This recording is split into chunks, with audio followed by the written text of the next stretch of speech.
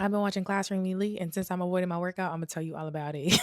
It's about a kid going to a school that's not the traditional school. In the school, they start the school year off and everybody's just doing whatever. People aren't showing up. It's kind of like its own city and island because once you get into school, you cannot leave the school, but the school has everything and you can buy anything with points that you get from class. Everybody starts off with a whopping 100,000 points.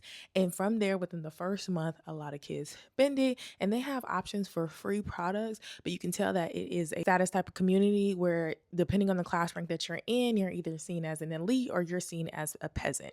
And here's why I rated it a 5 out of 10. If you plan on watching it, go ahead and click out the video now. I personally feel like the storyline really pisses me off. I love the mystery. Every episode at the end, I'm excited to see what happens next. But there are just some things that doesn't make sense for somebody as smart as the main character. Kushida makes no sense. In the first couple episodes, Ayana Koji, the main character, discovers that she's a sociopath. She has two different split personalities to everybody. She comes as a nice girl, really sweet, but behind closed doors, she genuinely hates one of her classmates and wants to get her expelled. He follows her because she leaves her phone in his room and she discovers that he's following her because somebody texts her and she's like, come out. If you tell anybody, I'm going to tell them that you assaulted me, and like puts his hand on her shirt so there's fingerprints there so she can say that he did something to her. Now, at this point, we don't really know the main character is this super duper smart mastermind. But as the season continues to go on, she is too in close proximity with him and he's by her alone a lot of the times. And I just kind of feel like that doesn't make sense. There's also another character whose name that slips my mind, but she's young. Everybody's a freshman in high school. Let's start there. She takes these provocative pictures. She's very shy, but there is her classmate Sudo who gets in trouble for assaulting somebody. But she ends up having a selfie of her in the hallway and them attacking Sudo behind her. But for some reason, they showed us this picture of her in her two-piece bikini.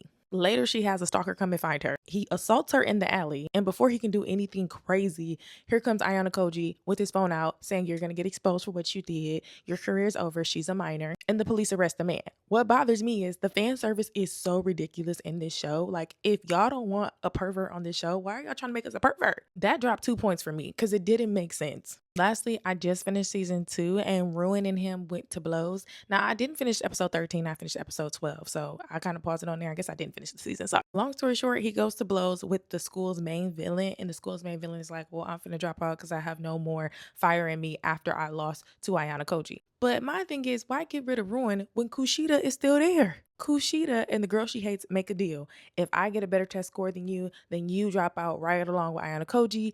And if you get a higher one than me, then I'll stop sabotaging you. Clearly, Ayana Koji and the girl win. And then Kushida tells the girl, well, I just said I was going to stop sabotaging you. I ain't say nothing else. I just feel like, why wouldn't the response to that question be, if you get a higher score than me, then I drop out. If I get a higher score than you, then you drop out. Like, make this whole drop out.